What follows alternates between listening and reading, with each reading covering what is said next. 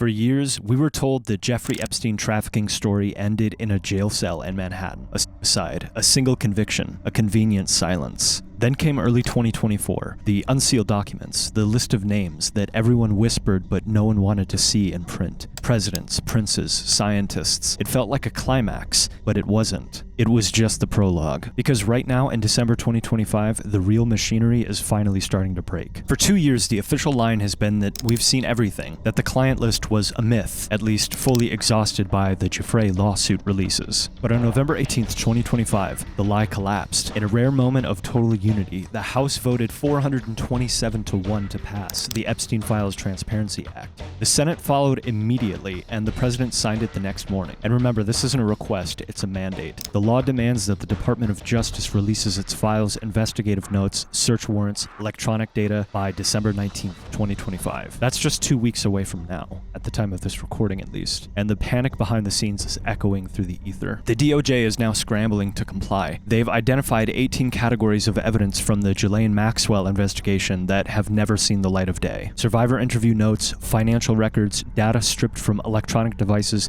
seized during the raids. And Ghislaine Maxwell? She is terrified. From her prison cell, her lawyers are fighting tooth and nail to keep these specific grand jury records sealed. They claim releasing them would cause severe harm to her chances of retrial. But you have to ask yourself, if she's already serving 20 years, what kind of harm is left? Unless the files contain something worse than what we already know. Unless they implicate people who haven't been touched yet. But if you want to understand why the panic is setting in now, you have to look at the bank that held the keys, JP Morgan Chase. On November 19th, Senator Ron Wyden released a memo that shattered the bank's defense and exposed the financial engine of the entire operation. The memo details how, for years, the bank handled Jeffrey Epstein's accounts in a special tier they internally called the Wall of Cash. It reveals a staggering discrepancy. While Epstein was active, trafficking girls and moving money, the bank flagged relatively little suspicious activity, only about $4 million.